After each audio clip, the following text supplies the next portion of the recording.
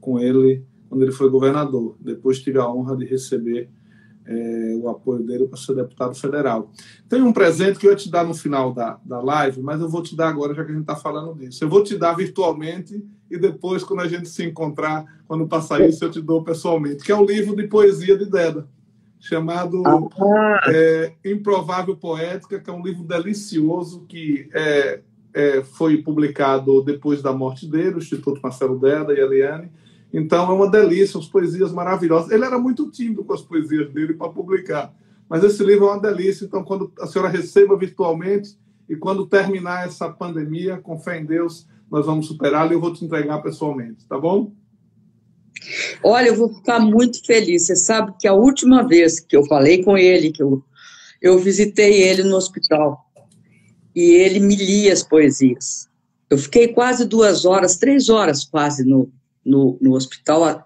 Fui embora porque ele tinha de descansar, mas ele me leu essas poesias desse livro e para mim vai ser assim, muito importante que você me dê. O Deda está no meu coração.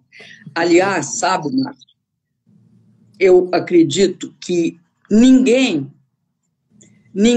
foi capaz de fazer uma avaliação do Bolsa Família como o Deda fez no Palácio do Planalto, no lançamento do Brasil Carinhoso, que era a parte do Bolsa Família que contemplava as crianças especificamente. Eu estava lá, presidenta. Eu estava lá? Como deputado federal, eu estava lá acompanhando. Eu resgatei no YouTube. Agora, você assiste e chora, então não aconselho assistir nessas condições de isolamento, não. É melhor assistir depois que passar. Com certeza. E foi o último discurso que ele deu lá em Brasília. E foi maravilhoso, né? Foi belíssimo, foi belíssimo. Foi uma obra-prima. Eu também lembro disso com muita precisão. Eu estava lá quando a senhora lançou e ele fez esse discurso em nome dos governadores na época, né?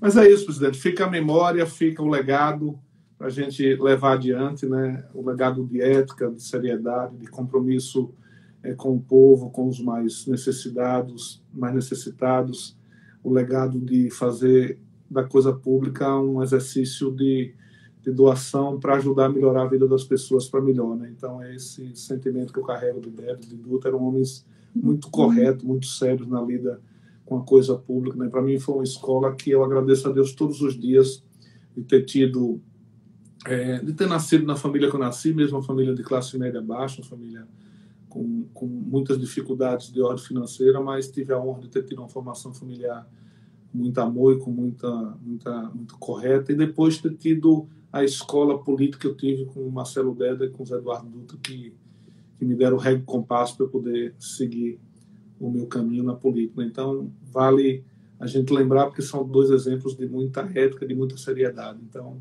que bom que a gente, sem nem combinar, começamos a nossa live falando disso, né? Mas como é que a senhora está na quarentena? Que para mim, Sergipe é sempre isso. E eu fiquei muito feliz quando a Eliana Aquino se elegeu vice-governadora, que ela é dessa mesma herança, né? Ela, como vocês têm essa herança, que é o Deda e o Dutra. Ela amanhã é minha convidada na live, vai ser com ela. Vocês vão fazer com a Eliana. Um abraço nela e um grande beijo. Eu tenho muito carinho por ela também, muito respeito, é uma pessoa muito correta, muito carinhosa, e o povo de Sergipe a descobriu num momento muito difícil e trágico da morte de Deda, e ela foi muito decente com Deda, foi muito correta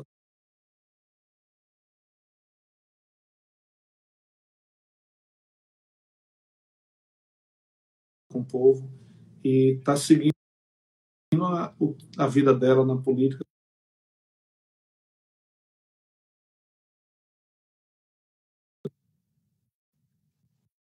Vou te falar, viu? É uma coisa difícil, né?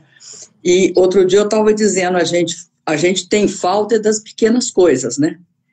As pequenas coisas que são andar na rua, né?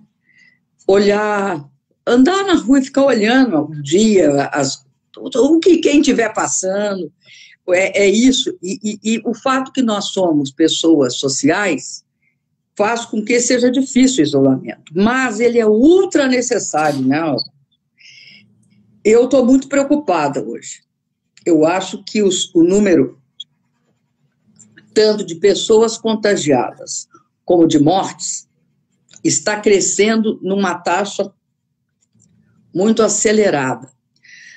E, ao mesmo tempo, a gente está vendo pela televisão que não estão mantendo esse distanciamento social, não estão ficando em casa.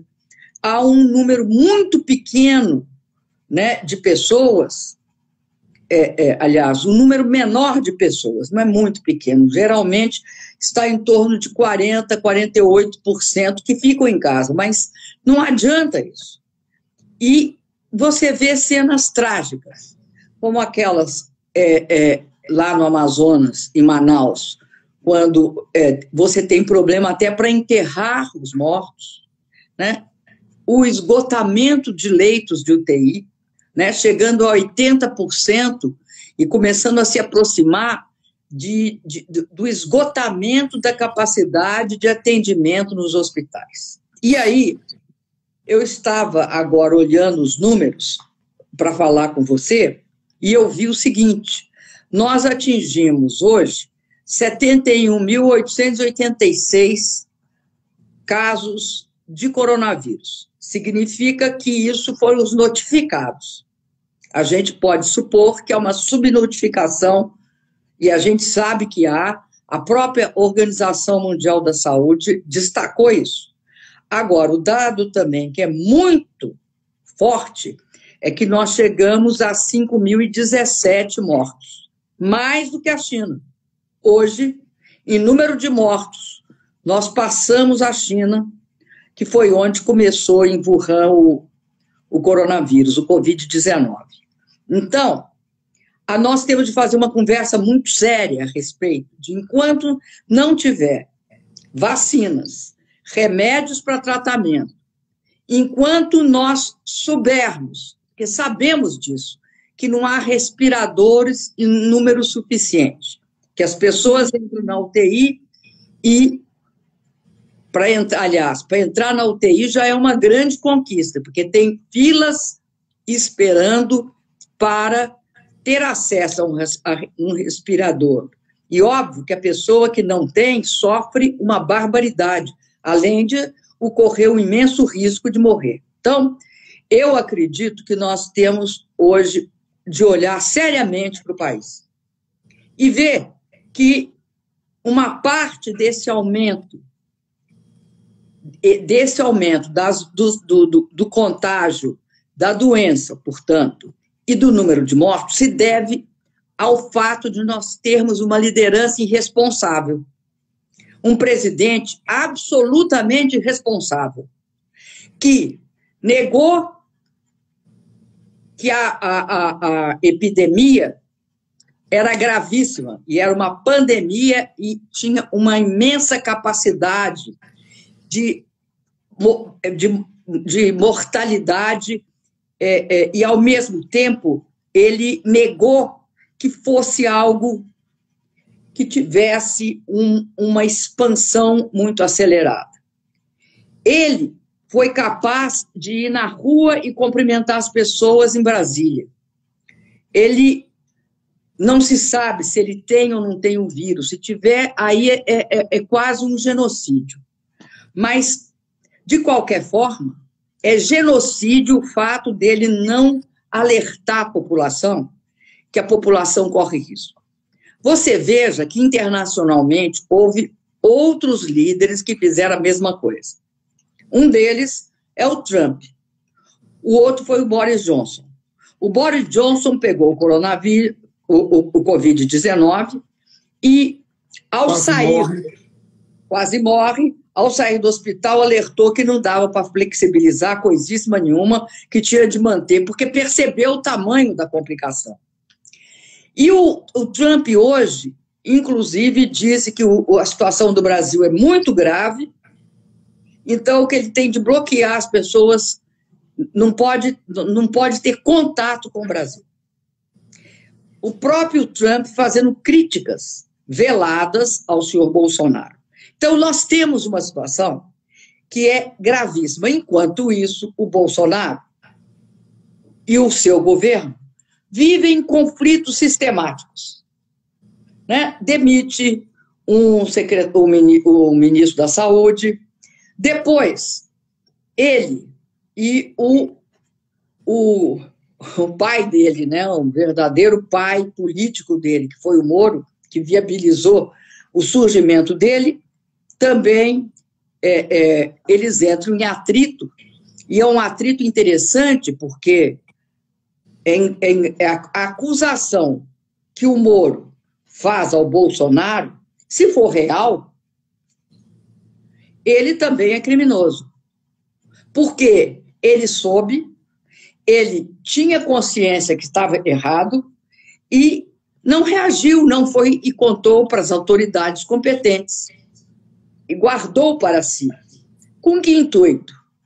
Aí cabe, inclusive, outras considerações e outra tipificação desse crime. Então, hoje, eu acho que nós estamos diante do seguinte fato. Para a gente sair dessa epidemia e manter o país funcionando, assegurar que as pessoas... Porque também tem uma coisa, Márcio, a inflação no Brasil é interessantíssima. Há deflação em todas as principais áreas. Exemplo, o petróleo está sendo vendido a menos negativa a venda do petróleo, o que mostra, né, que você não vai ter pressão pelo lado do petróleo, como está tudo fechado, também você não tem essa pressão, mas você tem inflação dos pobres, que é a inflação de alimentos. Então, sobe todos os hortifrutis, a batata, o arroz, obviamente a carne.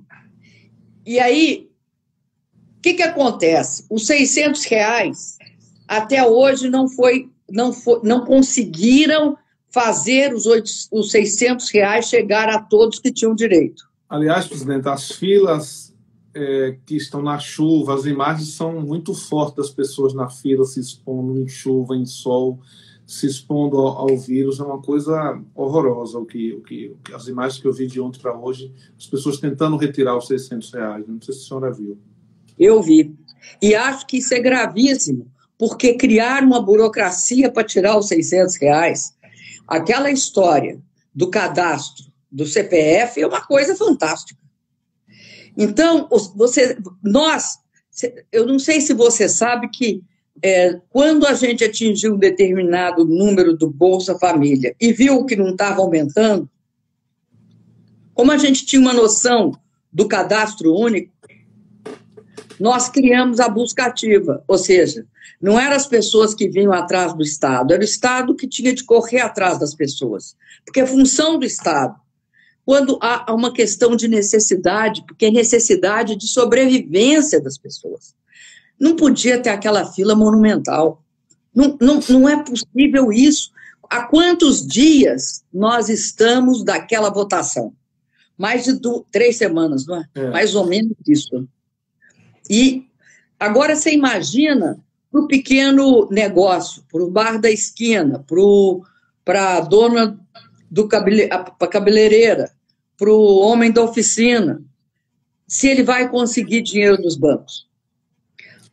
O Banco Central não tem dinheiro, agora eles pegam e exigem garantia.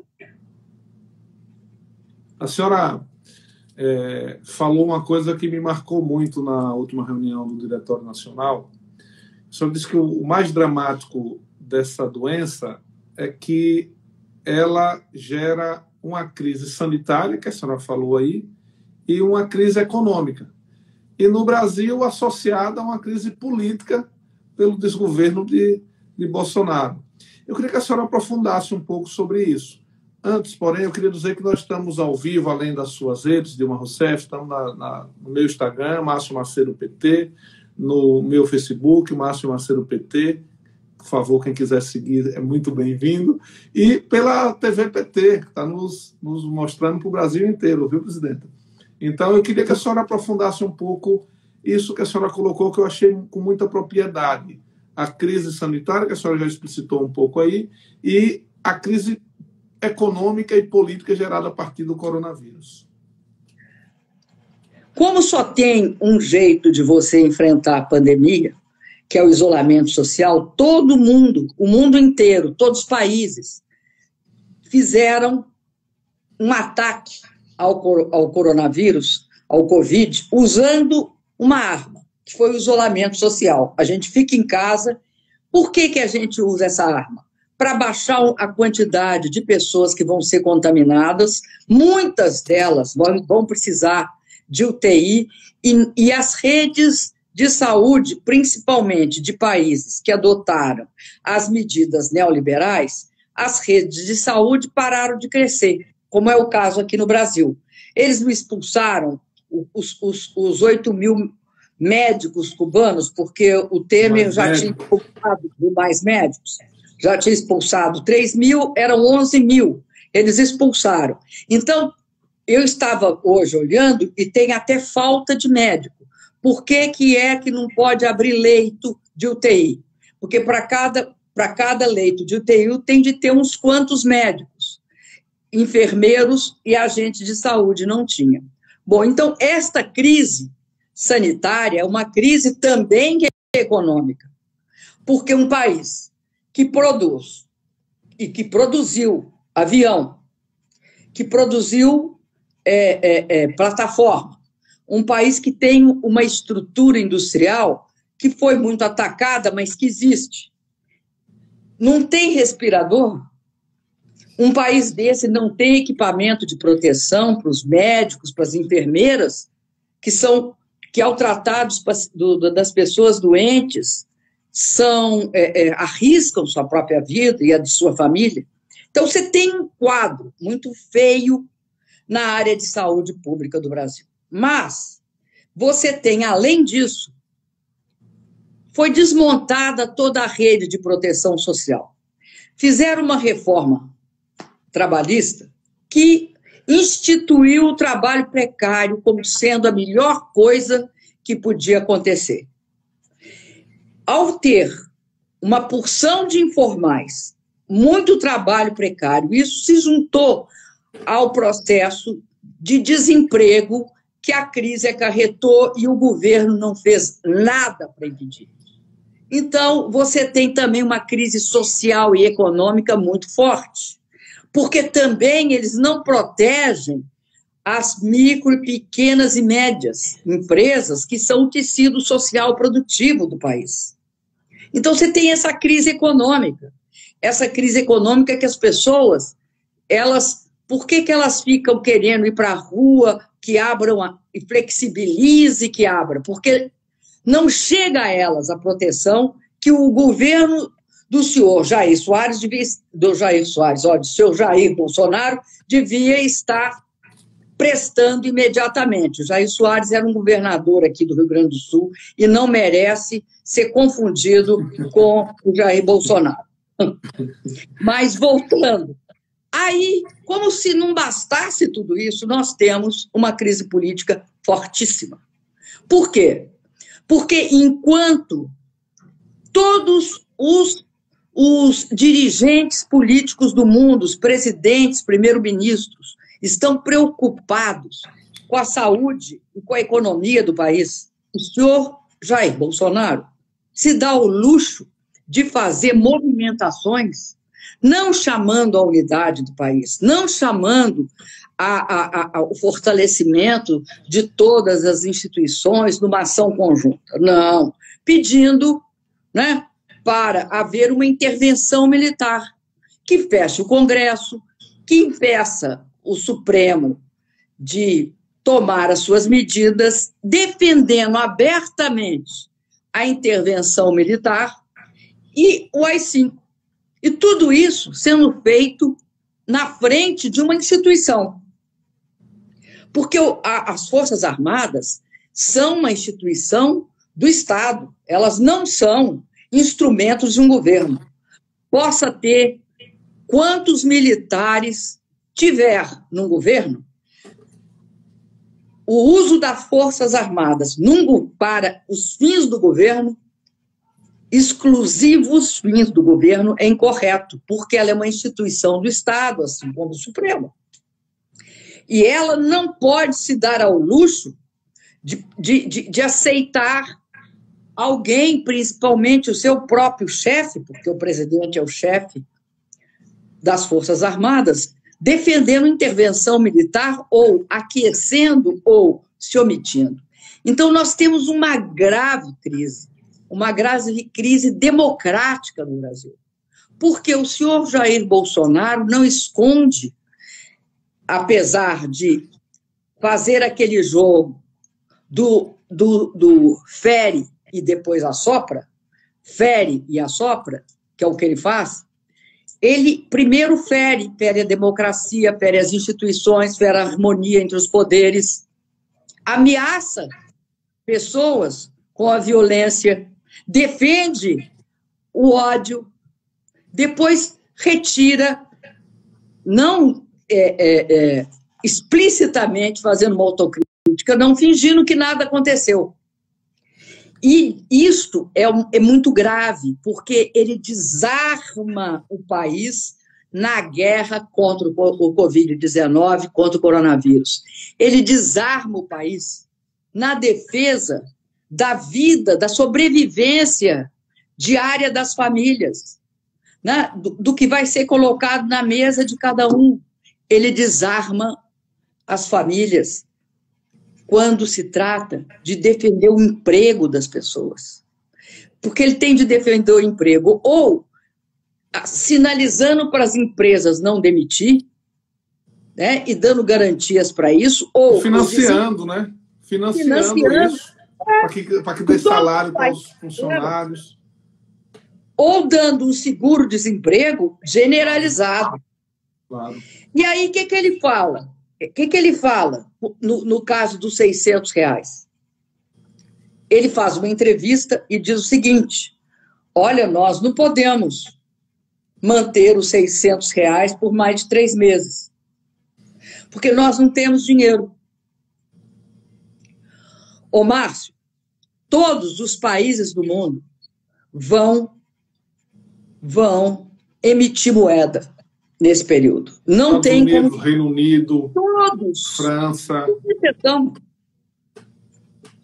Aquele senhor que foi presidente do Banco Central Europeu, que chama-se Mário Draghi, ele disse uma coisa que eu acho que ele tem toda razão. Ele disse o seguinte: nós, neste momento, absolutamente diferente e fora da normalidade, nós vamos ser obrigados a tomar medidas também fora da normalidade. E entre elas está a emissão de moeda e o endividamento dos países para fazer face tanto à epidemia como à segurança alimentar, à segurança de sobrevivência das pessoas. Então, você está numa situação que ele tem dinheiro, sim. Ele tem, porque os governadores e os prefeitos no Brasil, eles não podem emitir moeda. Eles também não podem se endividar. E se o governo federal não ajudar os governadores e os prefeitos e os prefeitos que estão lá na ponta não podem ajudar a população. E aí é que está o absurdo do Bolsonaro. É que ele está deixando esse encargo cair só nas costas dos governadores e dos prefeitos. Está fazendo disputa política com isso. E está fazendo disputa política, né? Está fazendo disputa política, mas essa disputa política dele, ele vai se dar mal. Porque é visível o esforço dos governadores em todos os lugares para enfrentar a crise. Tem uns governadores que caem na lorota do senhor Bolsonaro, como é o caso do governador de Minas. Mas a maioria dos governadores está lá defendendo a sua população. Agora, não tem tido grande apoio do governo federal. E da onde que pode vir mais dinheiro? Do governo federal. Isso todos nós sabemos. Então, é uma situação muito difícil para o povo brasileiro. E eu quero te dizer isso, nós temos de ficar alertas, porque essa história dele de querer, na verdade, ele está antecipando 2022. E para ele não tem, né, ele não mede se isso vai significar mais mortes no país. Então, diga, pode falar. Fora Bolsonaro é um caminho, viu?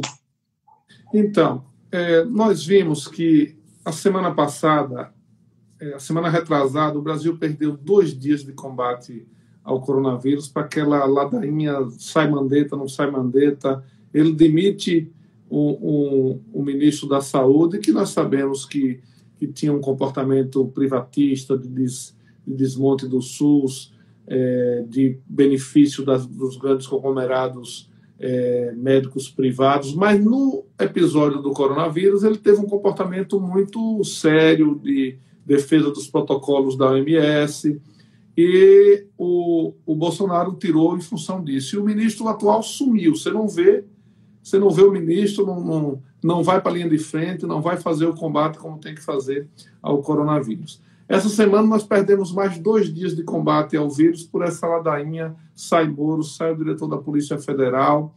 E, na minha opinião, Moro e Bolsonaro são farinha do mesmo saco. São 2 faces de uma mesma moeda. O Moro é o criador de Bolsonaro. Ele fez toda aquela patifaria que fez para tirar o Lula da eleição, para prender sem nenhuma prova o presidente Lula, para dar no que deu, para abrir caminho para que a eleição se desse como se deu e Bolsonaro se elegesse presidente da República. Essa crise política, me permita insistir mais um pouco nisso, isso pode trazer consequências drásticas para o país em relação à pandemia, porque assim, eu estou muito preocupado também, presidenta. Eu também sou daqueles que defendo o óbvio, o ululante, que é o que o mundo todo está fazendo, que está sendo bem sucedido no enfrentamento da crise, que é o distanciamento social, que é o isolamento social, que é a quarentena. Não tem outra alternativa.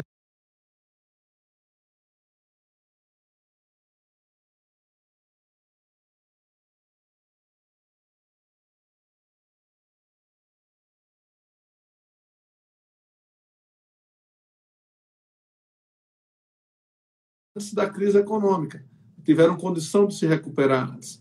Nós estamos vivendo um paradigma muito mais profundo, muito mais forte do que foi aquele, né? Uma doença muito mais agressiva, um vírus muito mais letal, que não escolhe classe social, nem escolhe, achava que tinha grupo de risco, tem, mas ele pega todo mundo. É claro que pega todo mundo, mas as pessoas que mais morrem são as pessoas que têm menos condição, que estão mais expostas, que estão em condições mais precárias, em condição de saúde e econômica, numa situação delicada.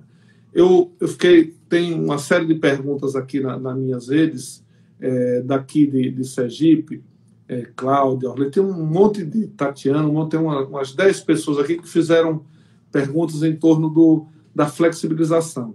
Tem alguns locais que governadores, prefeitos já estão cedendo a esse processo de flexibilização. Aqui em Sergipe, teve um decreto do governador e do prefeito que já flexibiliza.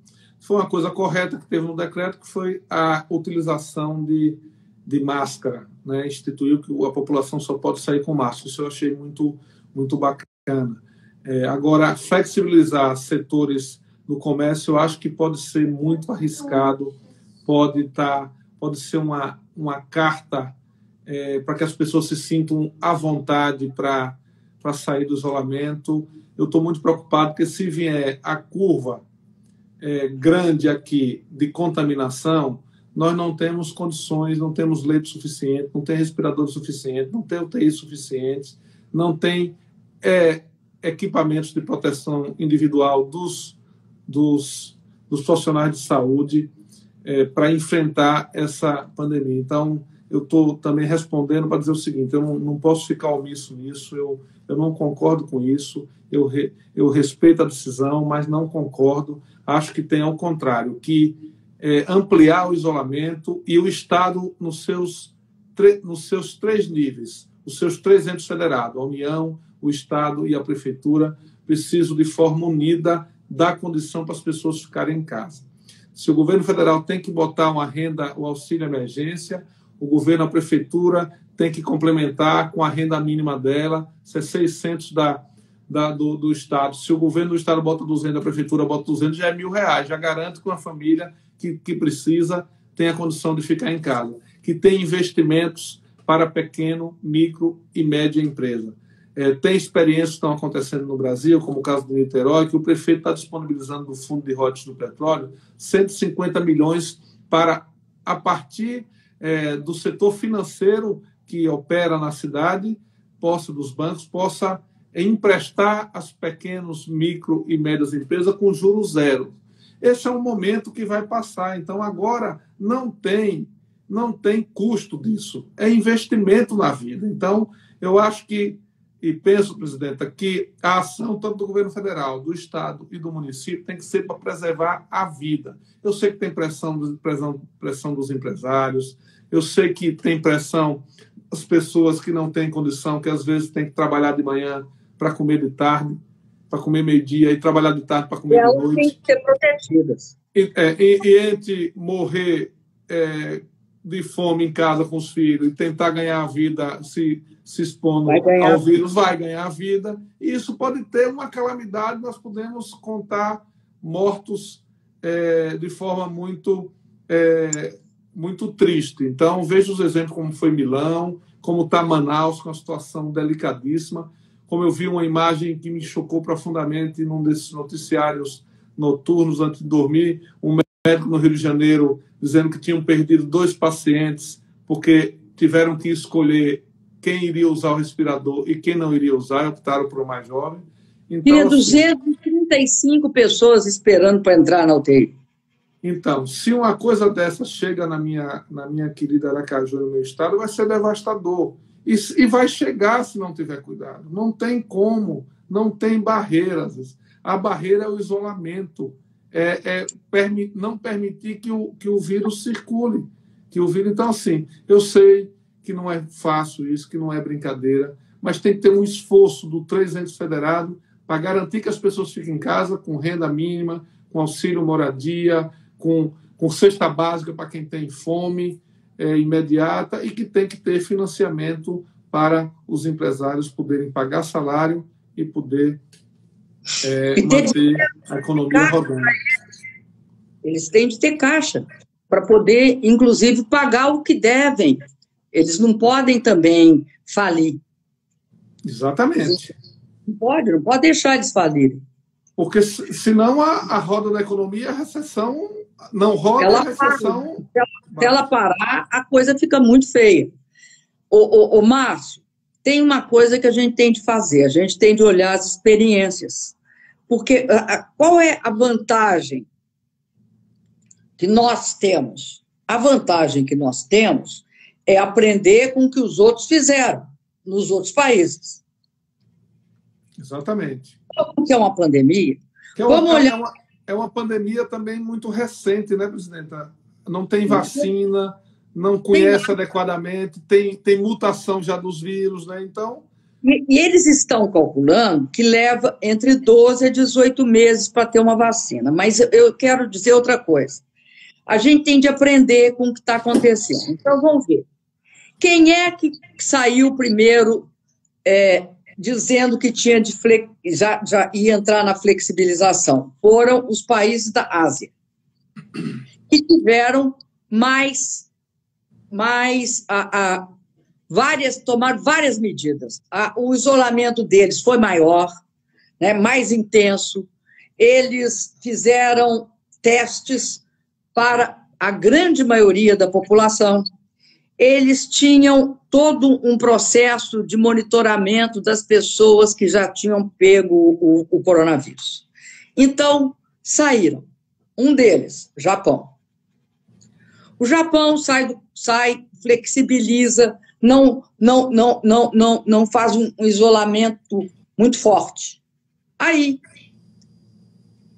o vírus faz uma nova investida e começa a contaminar uma parte imensa da população que não estava contaminada. Aí, o que o Japão é obrigado a fazer? Um fechamento muito mais duro do que tinha feito. A mesma coisa, a Alemanha. A Alemanha começou a história da flexibilização, abriu uma coisinha aqui, outra ali. A primeira-ministra Angela Merkel, porque isso dependia muito das regiões, a primeira-ministra foi contra, dizendo que é muito cedo para fazer isso. E aí, o que aconteceu? Novo surto. Novo surto, novo fechamento. Essa é os que tentaram abrir cedo. Aí você vai para Milão, você vai para o que aconteceu na Itália. Eles não fecharam. Eles não fecharam, antecipando o que tinha acontecido na China, eles não tomaram providência.